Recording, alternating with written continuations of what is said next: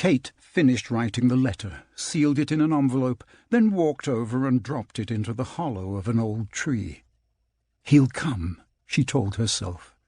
She'd written to him about her dream, the one that had yanked her out of sleep every night that week.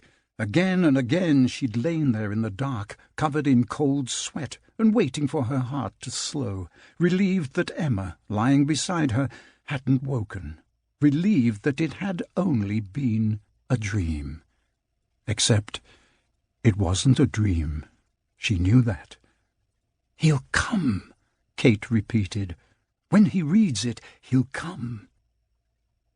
The day was hot and humid, and Kate wore a lightweight summer dress and a pair of patched leather sandals.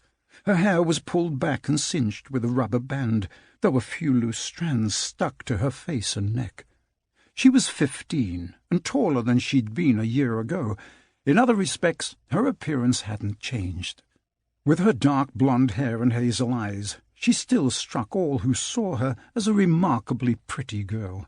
But a person did not have to look closely to see the furrow of worry that was etched into her brow, or the tension that lived in her arms and shoulders, or the way her fingernails were bitten to the quick. In that respect, truly, nothing had changed. Kate had not moved from beside the tree, but stood there, absently fingering the gold locket that hung from her neck. More than 10 years earlier, Kate and her younger brother and sister had been sent away from their parents. They had grown up in a series of orphanages, a few that were nice and clean, run by kind men and women, but most of them not so nice, and the adults who ran them not so kind.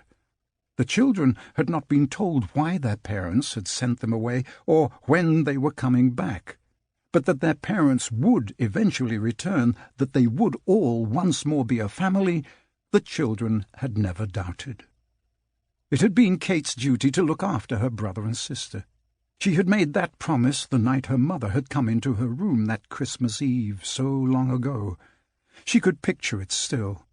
Her mother leaning over her, fastening the golden locket around her small neck, as Kate promised that she would protect Michael and Emma and keep them safe. And year after year, in orphanage after orphanage, even when they had faced dangers and enemies they could never have imagined, Kate had been true to her word. But if Dr. Pym didn't come, how would she protect them now? "But he will come," she told herself. "He hasn't abandoned us." "If that's so," said a voice in her head, "why did he send you here?" And, unable to help herself, Kate turned and looked down the hill. There, visible through the trees, were the crumbling brick walls and turrets of the Edgar Allan Poe Home for Hopeless and Incorrigible Orphans. In her defence, it was only when Kate was frustrated or tired that she questioned Dr. Pym's decision to send her and Michael and Emma back to Baltimore.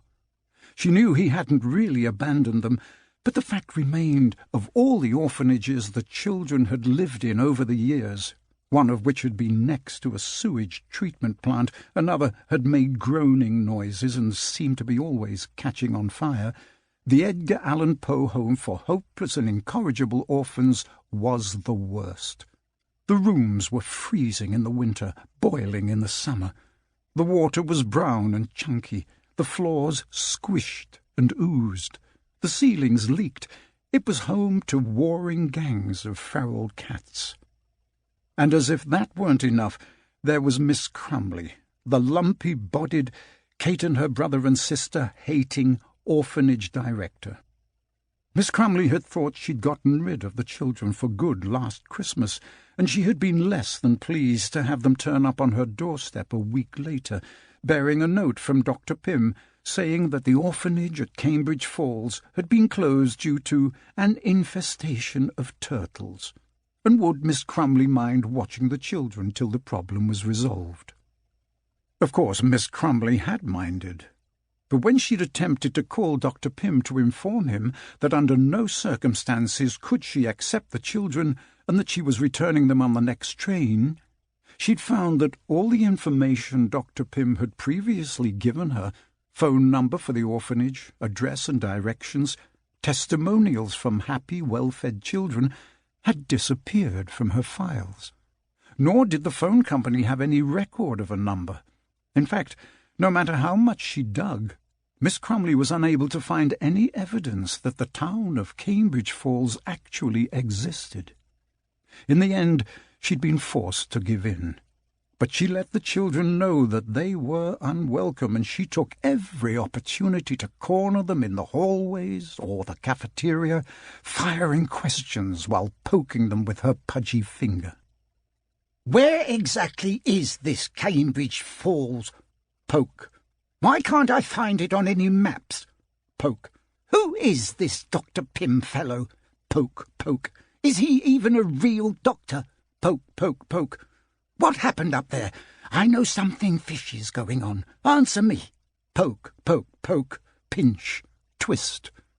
Frustrated at having had her hair pulled for the third time in 1 week, Emma had suggested that they tell Miss Crumley the truth, that Dr. Stanislaus Pym was a wizard, that the reason Miss Crumley couldn't find Cambridge Falls on a map was that it was part of the magical world and therefore hidden from normal, or, in her case, subnormal humans, that as far as what had happened there, the three of them had discovered an old book, bound in green leather, that had carried them back through time, that they'd met dwarves and monsters, fought an evil witch, saved an entire town, and that pretty much any way you looked at it, they were heroes.